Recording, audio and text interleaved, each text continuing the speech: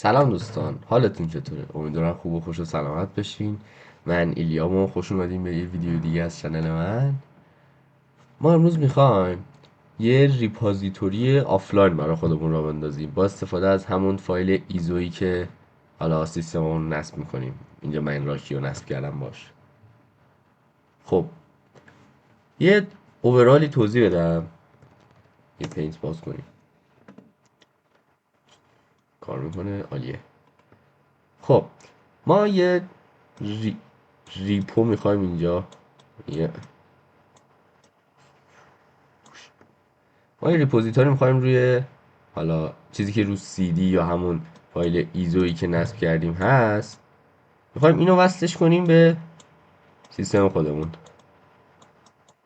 خب برای این کار ما به یه پارتیشن جدید، یعنی یه حالا هارد دیسک جدید باید اضافه کنیم به وی اممون. STB باشه. دی بی یه هارد دیسک جدید باید اضافه کنیم و پارتیشن بندیش کنیم، ولی یه پارتیشن چنگی کافیه. و من 20 گیگ براش میذارم. ببخشید اگه با موس نمیشه خیلی خوب کشید. خب پس ما یه پارتیشن باید اضافه کنیم و دو تا فولدر هستش روی حالا این فایل یوزر ما. اپ استریم، حالا دیگه اسمشو نمی‌نویسم چون واقعا سخته. اپ استریم و بیس او اس. این دوتا فایلی که دایرکتوریایی که لیست همه حالا پکیجا و پیش نیازاشون، دیپندنسی هاشون اونجا هستش و خود پکیجا و دیپندنسیاش.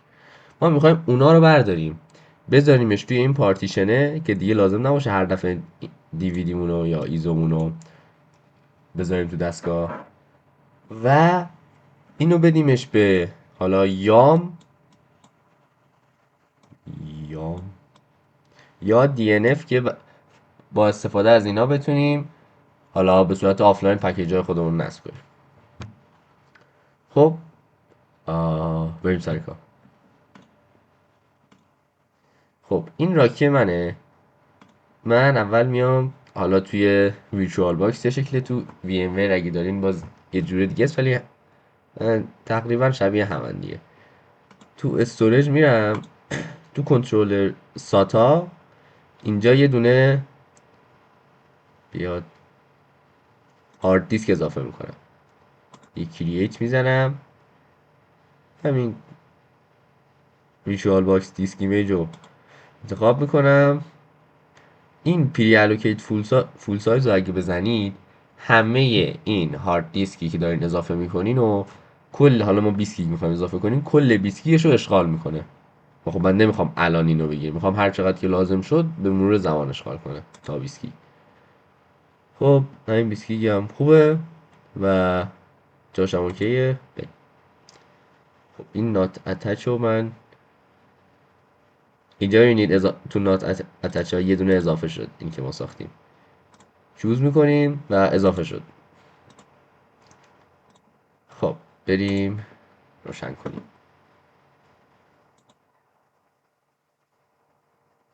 وایسا. خب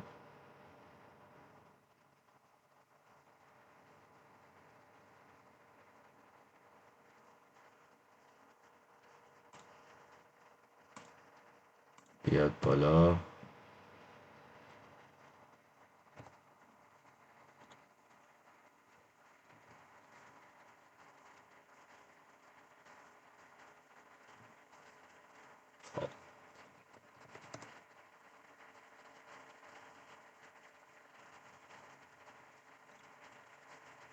خب بریم سعی کنیم. من الان اگه برم توی اسلش دیو، یه دونه اینجا باید STB یا STC، یه STB الان اضافه شده اینجا، ولی مثل STA نیست که دوتا پارتیشن داشته باشه. STB یک و دو نداره، یعنی یک نداره. خب ما الان باید بریم اینو اول پارتیشن بندی کنیم، این هارد دیسکی اضافه کردیم و بعد فرمتش کنیم. خب با F دیسک STB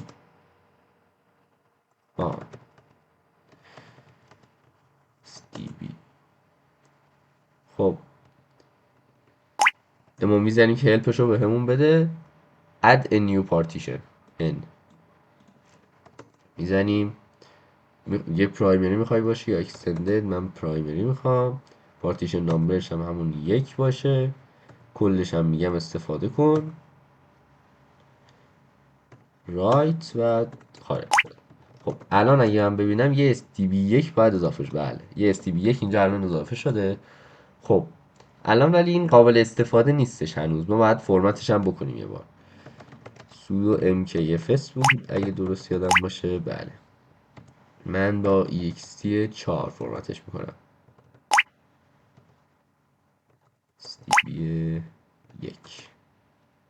خب الان شد. الان پارتیشن رو پارتیشن ما آماده است. خب الان من میرم اون فایل ایزوم رو اضافه میکنم به سیستم. حواستون باشه که این باید دیویدیش باشه. یعنی من خودم از رو ورکستیشن نصب کردم راکیو، ولی خب این چیزاشو نداره دیگه. پکیجایی که با ریپوش رو نداره. باید حتما فایل دیویدیش باشه. هلوش 10 گیگ هم هست. در اون که من دانلود کردم میبینید که 10 و 17 صدام. خب الان چی؟ من الان باید مانت میکنم /dev sr0. وقتی یه دیویدی میذارین این میاد توی این، حالا توی این دایرکتوری میاد اضافه میشه. به کجا؟ به مانت ریپو. آها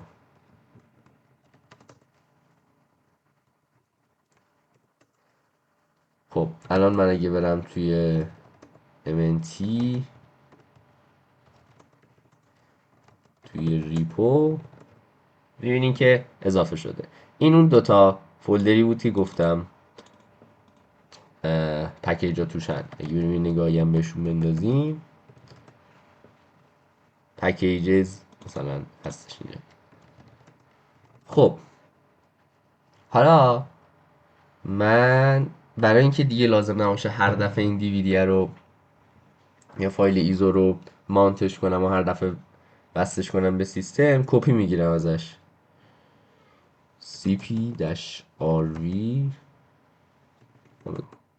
کجا الان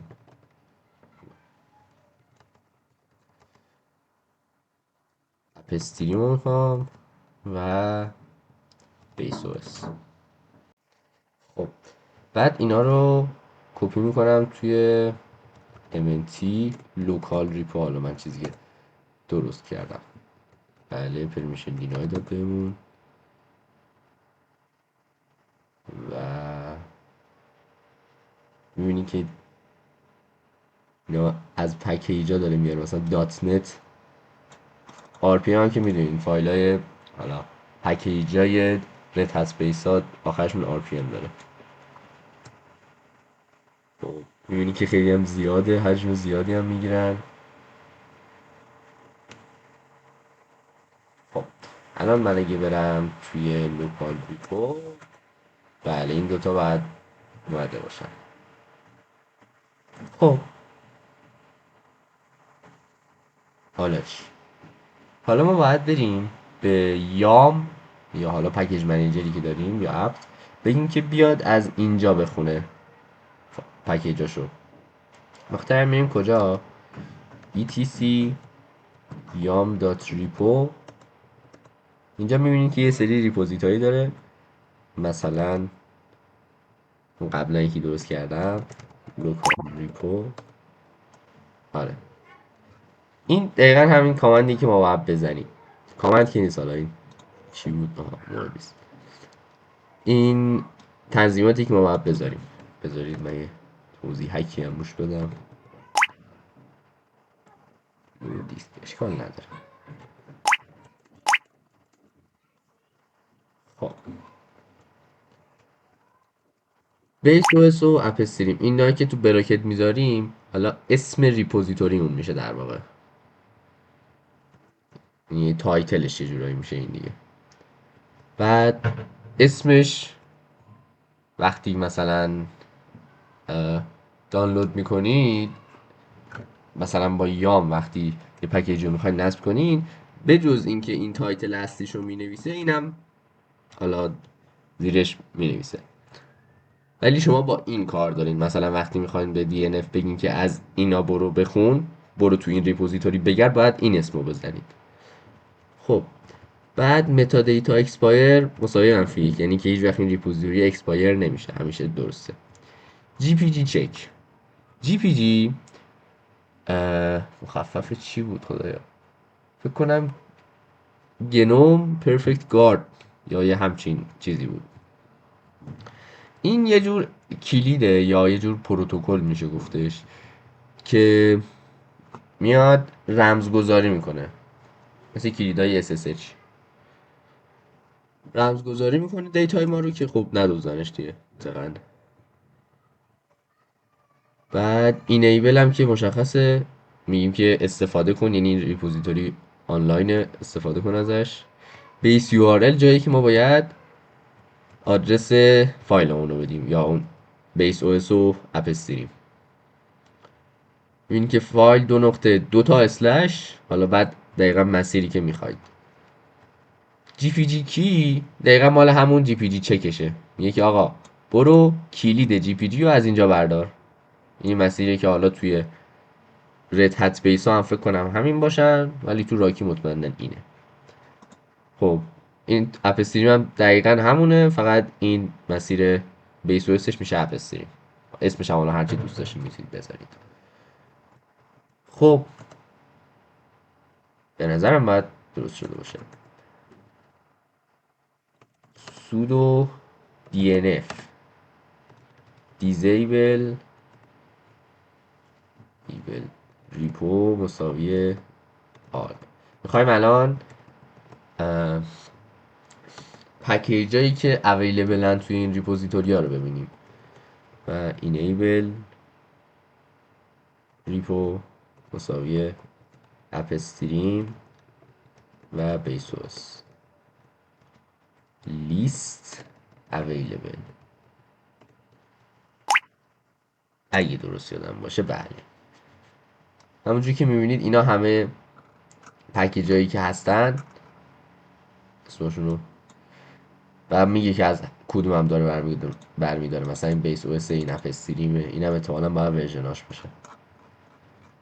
خب حالا من میخوام یه پکیجی رو فرضاً نصب کنم. یا اینستال از اینجا، مثلا وایر شارک حجمش زیاده، هویز مثلا چیز خوبیه، هویز، من همین هویز رو میزنم. سودو یام اینستال هویز. خب این اکسترا مال همون او ببخشید حواسم نبود. بذارید من اینترنت رو قطع کنم که مطمئن بشیم از چیز میگیره، از حالا ریپوزیتوری لوکال اون میگیره. یه بار دیگه اون کش کرده بود، چه میدونم.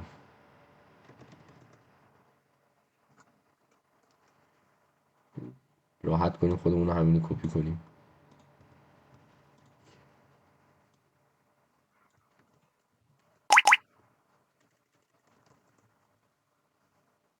بعد میبینید که خیلی سریع رفت از بیس و اسم این آورد برامون، حجمش هم خدا رو شکر کمه. من وایم که بزنم میبینید که نصب شد بدون هیچ اینترنت و هیچ دسترسی خاصی. دست شما درد نکنید که این ویدیو رو تا آخر دیدین. امیدوارم چی میگم خدایوش مثمر ثمر، امیدوارم به دردتون خورده باشه دیگه.